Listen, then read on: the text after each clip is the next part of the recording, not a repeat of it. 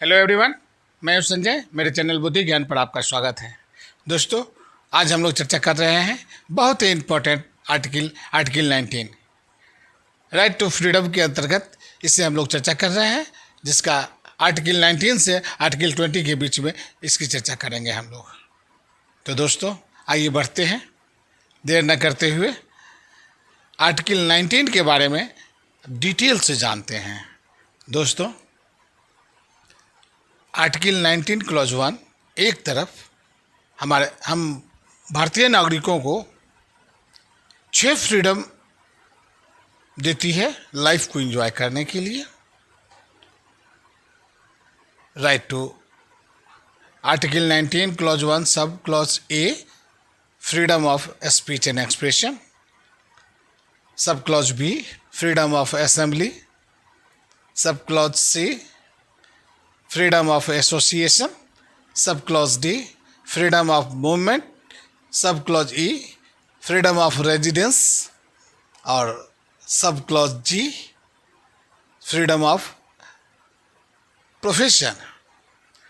वहीं हमारा संविधान जो है स्टेट को भी ये पावर देती है कि अगर हम अपने अधिकारों का मिसयूज करते हैं तो वो हम पर रीजनेबल रिस्ट्रिक्शन लगा सकती है।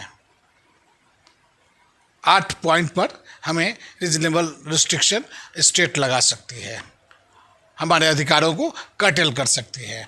तो आइए, सब क्लॉज ए के अंतर्गत freedom of speech and expression पर हम लोग पीछे वीडियो बना चुके हैं। जो दोस्त हमारे इस वीडियो को नहीं देखे हैं वो हमारे डिस्क्रिप्शन बॉक्स में या प्लेलिस्ट में जाकर उसे आप देख सकते हैं। आइए अब आगे चर्चा करते हैं। सब क्लॉज बी यानी फ्रीडम ऑफ असेंबली।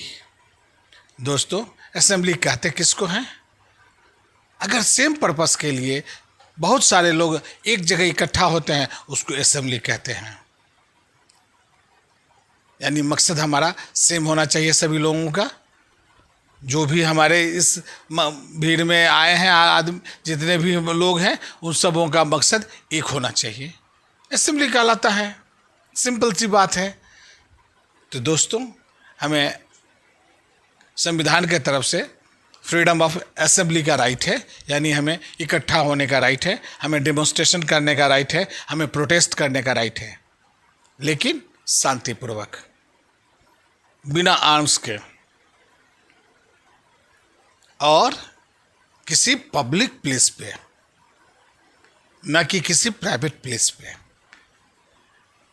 अगर इन सबों का किसी प्रकार का अगर इन सबों में से कोई एक उल्लंघन होता है तो स्टेट हम पर रीजनेबल रिस्ट्रिक्शन लगा सकती है। अगर हमारे असेंबली से देश के सॉवरेनिटी एंड इंटीग्रिटी पर अगर इफेक्ट पड़ता है या पब्लिक ऑर्डर पर अगर इफेक्ट पड़ता है, तब हमारा स्टेट जो है हमारे इस अधिकार को कर्टेल कर सकती है, यानी हम पर रीजनेबल रिस्ट्रिक्शन लगा सकती है। यह है हमारा फ्रीडम ऑफ असेंबली। दोस्तों, आगे तीसरा देखते हैं अधिकार, फ्रीडम देखते हैं, freedom of association. Freedom of association जो है संविधान द्वारा प्रदत्त शक्ति जो है हमें दिया गया है। इसका मतलब है कि अगर हम चाहें कई लोग एक जगह इकट्ठा होकर एक यूनियन बना सकते हैं। उस यूनियन के अंतर्गत हम अपने हित की रक्षा करने के लिए कई लोग एक जगह इकट्ठा होते हैं। जैसे मान लिया जाए कि अगर हम कल्टीवेटर हैं यानी किसान हैं, तो हम कई किसान मिलकर कई किसान एक मकसद के लिए इकट्ठा होकर एक यूनियन बनाते हैं, या ट्रेड यूनियन बनाते हैं, या एक सोसाइटी बनाते हैं, या कोऑपरेटिव बनाते हैं। हम बना सकते हैं, या हमें कानून के अंतर्गत हमें यह शक्ति प्राप्त है। लेकिन हमारे यूनियन बनाने से लोगों को किसी प्रकार का कोई दिक्कत नहीं होना चाहिए, किसी प्रकार का कोई कानूनी बाधा नहीं होनी चाहिए। अगर इस प्रकार का किसी भी प्रकार का अगर कार्य हमारे द्वारा किया जाता है तो स्टेट हम पर रीजनेबल रिस्ट्रिक्शन लगा सकती है। दोस्तों, फ्रीडम ऑफ मूवमेंट के अंतर्गत भारतवर्ष के अंतर्गत इंडियन टेरिटरी के कहीं भी इंडियन टेरिटरी में हमें कहीं भी मूवमेंट करने का अधिकार प्राप्त है। यानी हम फ्रीली कहीं भी आ जा सकते हैं। अगर हम कहीं आते हैं जाते हैं तो उस पर हमें कोई रोक नहीं लगा सकता है, हम पर कोई रिस्ट्रिक्शन नहीं लगा सकता है। हाँ, कुछ कारणों से अगर हम कहीं अगर हम जाते हैं, अगर किसी दूसरे स्टेट में अगर हम जाते हैं तो वहाँ रुकते भी हैं। अगर टेम्पररी निवास करते हैं तो उसको हम रिसाइड कहते हैं। लेकिन इंडिया के किसी को क्षेत्र में टेरिटरी में जाकर अगर हम किसी जगह अगर कोई ज़्यादा पसंद आ गया, अगर हम वहाँ सेटल करना चाहते हैं तो सेटल भी हो सकते हैं। यानी हम कहीं परमानेंट अगर निवास करना चाहते हैं उसको सेटल होना कहते हैं। तो यह कानून के अंतर्गत हम किसी भी स्टेट में हम रिसाइड कर सकते हैं या सेटल भी कर सकते हैं मूवमेंट के साथ साथ। कुछ एक्सेप्शन है, जैसे एड्स के अगर पेशेंट हैं तो आप हर जगह नहीं जा सकते हैं, उसके लिए कोर्ट का कुछ आदेश है, उसको फॉलो करना होगा। या शेड्यूल ट्राइब के क्षेत्र में हमें रिस्ट्रिक्शन है जाना, अगर वहाँ जाते हैं तो हमें परमिशन की आवश्यकता होगी। हम वहाँ ऐसे ही नहीं जाएंगे, क्योंकि शेड्यूल ट्राइब के क्षेत्र में जाने पर स्टेट द्वारा रिस्ट्रिक्शन लगाया गया है। इन सभी प्रकार के या कुछ और भी हमारे रहने से वहाँ के लोगों के बीच अगर सद्भावना अगर वातावरण अगर खराब हो रहा है तो स्टेट हम पर रीजनेबल रिस्ट्रिक्शन लगा सकती है। दोस्तों, इस प्रकार हम freedom of movement and freedom of reside दोनों हम इस प्रकार से इसको समझ सकते हैं। अब अगला जो है अधिकार फ्रीडम जो है हमें जो है फ्रीडम ऑफ प्रोफेशन, यानी हमें भारतीय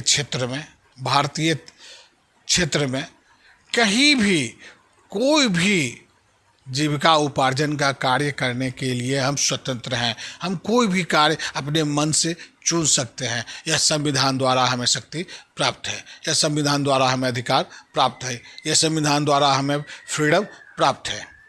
आर्टिकल 19 क्लॉज 1 सब क्लॉज जी के अंतर्गत यह अधिकार हमें प्राप्त है। अगर हम भारत के नागरिक हैं तो यह अधिकार हमें प्राप्त है। हाँ, अब कुछ कार्य ऐसा है, कोई ऑक्यूपेशन ऐसा है जिसके लिए डिग्री की होना आवश्यक है। जैसे अगर हम डॉक्टर बनना चाहते हैं तो उसके लिए हमें MBBS की डिग्री कोर्स करनी होगी। अगर हम इंजीनियर बनना चाहते हैं तो उसके लिए हमें इंजीनियरिंग का कोर्स करना होगा। इस प्रकार से कोई भी कार्य अगर हम करते हैं तो उसके लिए एक कायदा कानून स्टेट नियम रखती है, उसको फॉलो करना होगा।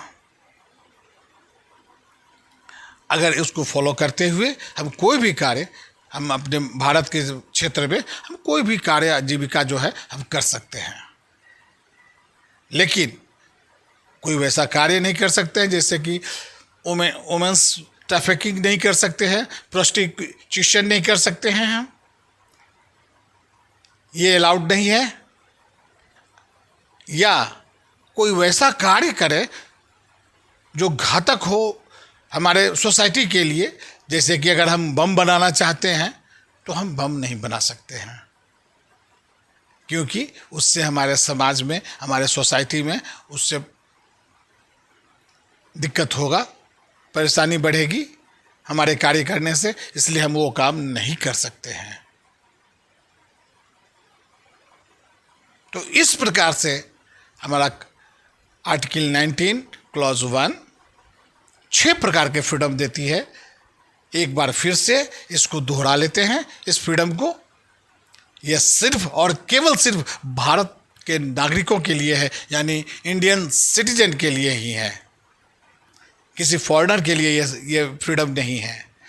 तो वो है article 19 clause 1 sub clause A freedom of speech and expression, sub clause B freedom of assembly, sub clause C freedom of association, sub clause D freedom of movement, sub clause E freedom of E के अंतर्गत freedom of reside and settle, freedom of residence, और sub clause G freedom of occupation या freedom of profession.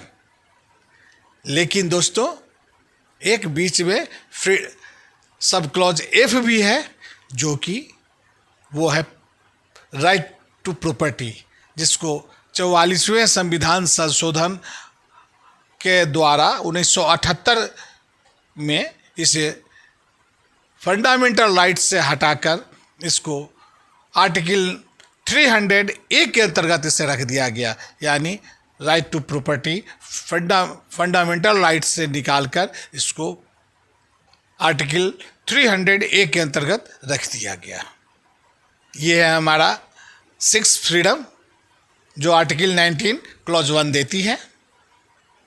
और इन सभी कार्यों को करते हुए ये 8 प्रकार के जो रिस्ट्रिक्शन है स्टेट को देती है हमारी संविधान आर्टिकल 19 क्लॉज 2 से लेकर क्लॉज 6 तक के अंतर्गत।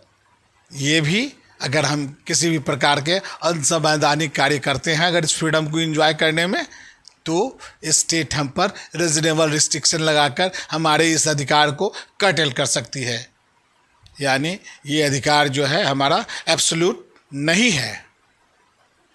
तो दोस्तों ये है आर्टिकल 19।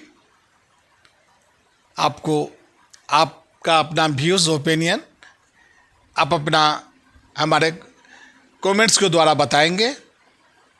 और अगर अच्छा लगा, यहाँ तक अगर आप वीडियो देख ही चुके हैं, अगर ये आपको अच्छा लगा तो लाइक और शेयर ज़रूर कर देंगे। साथ ही अगर जो चैनल पर हमारे नए हैं, इस व्यूअर्स नए हैं, इस वीडियो को देख रहे हैं, प्लीज़ वो सब्सक्राइब भी कर देंगे। धन्यवाद।